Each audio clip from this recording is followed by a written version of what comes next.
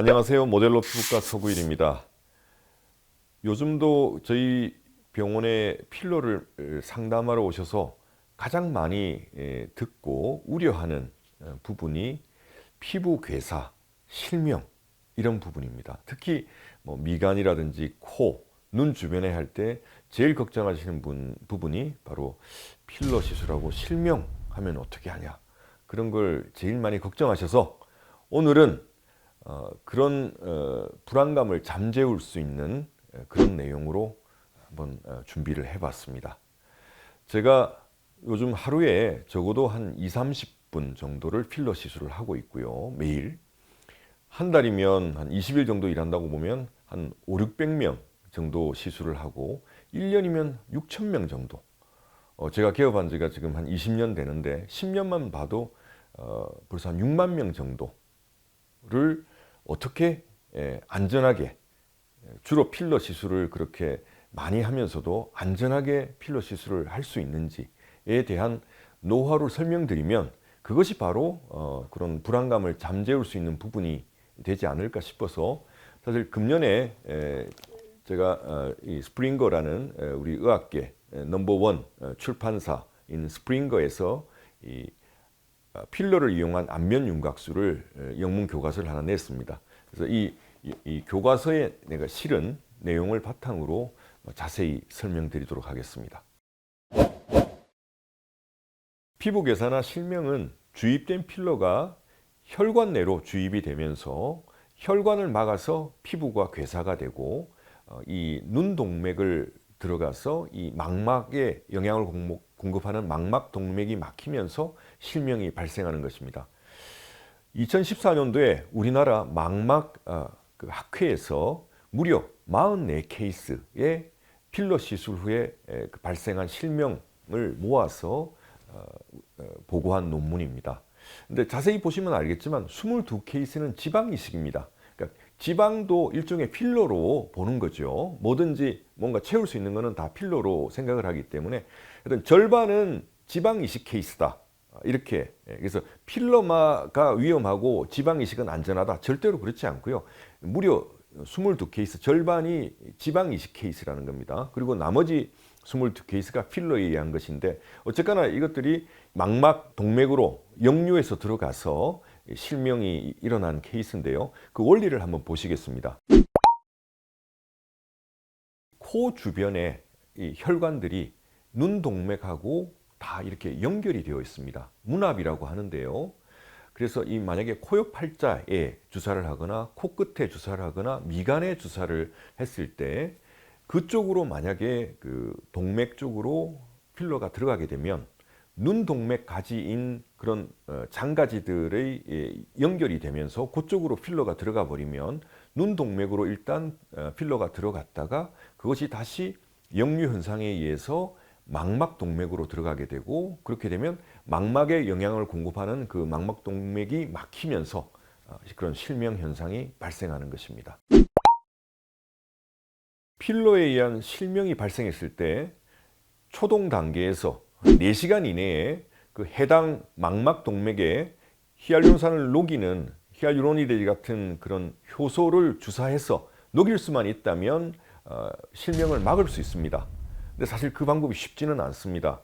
눈동맥의 가지를 찾아서, 아주 작은 가지를 찾아서 거기다가 고용량의 히알루로니다제 주사를 하거나, 아니면 이 지금 그림에서 보시는 것처럼 이 눈 안구 뒤쪽에다가 고용량의 진한 그 히알루로니다제를 주사를 해서 이 망막에 퍼짐으로써 망막 혈관을 막고 있는 필러, 히알루론산 필러를 녹이는 그 방법이 두 가지가 현재로서는 대안인데요. 두 가지 다 쉽지는 않습니다. 그래서 만약에 시술 중에 눈이 안 보이는 현상이 발생한다면 바로 즉각적으로 시술을 멈추고 안과에, 대학병원 안과로 연락을 해서 적절한 조치를 받아야 되는데요. 이 현재로서는 골든타임이 4시간 정도로 알려져 있습니다. 원숭이를 대상으로 한 동물 실험에 의하면 4시간 이내에 그 안구 뒤쪽으로 고용량의 히알루로니다제 주사를 받은 경우에는 실명이 막을 수 있었지만 그 이상 4시간이 지나게 되면 골든타임이 지나버리면 그 이후에 주사를 해도 의미가 없었다고 하는 논문이 있습니다. 2014년에 발표된 그 44케이스 경우 그 시간을 놓쳐서인지 모두 다 참 불행하게도 다 실명이 된 것으로 알고 있습니다. 이처럼 히알루론산 필러가 우연히 이 망막 동맥으로 들어가서 실명이 발생하면 이걸 해결하기가 참 어려운 일이 아닌가 생각이 되고요. 그래서 더더욱 예방이 중요하지 않나 생각됩니다.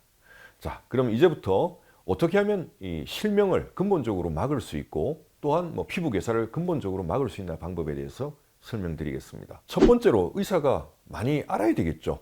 얼굴의 혈관 분포에 대해서 자세히 알아야 됩니다.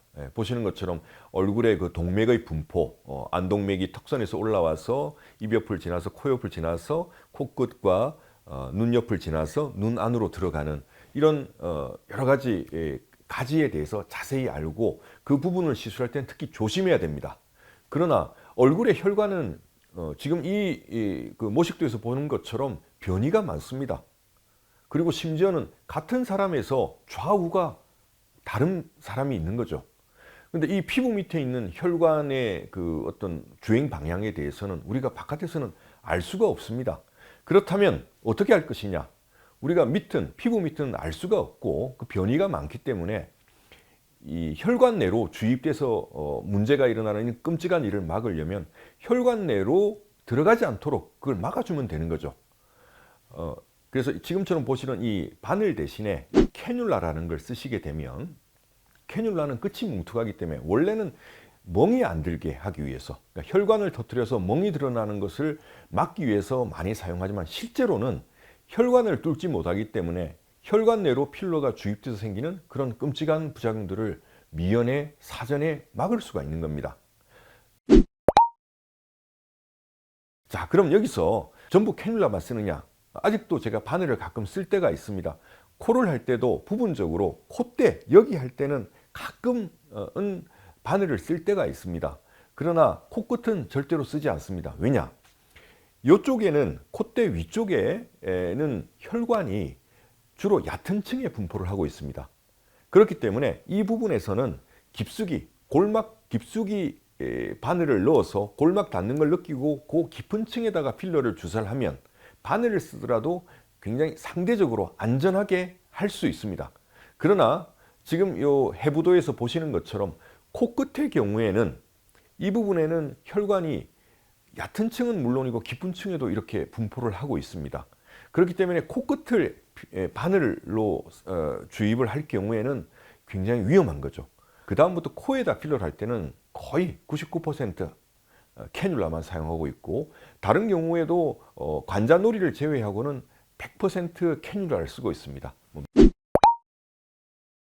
혈관 내로 필러가 주입되면 어떻게 되는지 저희가 케이스를 보여드리면서 설명을 드리겠습니다. 이 첫 번째 케이스는 태국 분으로 제가 기억을 합니다. 그래서 저희 후배가 시술을 했는데 시술하는 순간 눈 주변에 이렇게 그 색깔이 하얗게 창백하게 변하면서 통증을 호소해 가지고 중단하고 바로 히알루로니데이즈 녹이는 주사제를 했던 케이스입니다. 그래서 보시면 약간 창백하면서 피부색이 좀 울긋불긋한 걸 보실 수 있고요. 이게 첫날이고요. 그 다음 날 그 녹이는 주사를 했음에도 불구하고 어느 정도 이제 그런 손상이 온 거죠. 혈액순환에 장애가 와가지고 전체적으로 뻘긋뻘긋한 그런 홍반성, 망상형 홍반이 이마하고 코끝에 전체적으로 있는 걸 보실 수 있고요. 요게 한 4일째는 농포가 형성되고 이제 일주일째에는 이렇게 피부가 진물이 나면서 가피가 떨어지는 표피가 이제 떨어져 나가는 것을 볼 수 있고요. 이게 한 달 후에 모습인데 뭐 피부가 좀 울퉁불퉁하면서 색소 침착이 까맣게 온 걸 보실 수 있고요. 마지막으로 이제 뭐 4개월 후에 어느 정도 좋아졌고 결국 7개월 후에는 거의 원상 회복이 된 케이스입니다.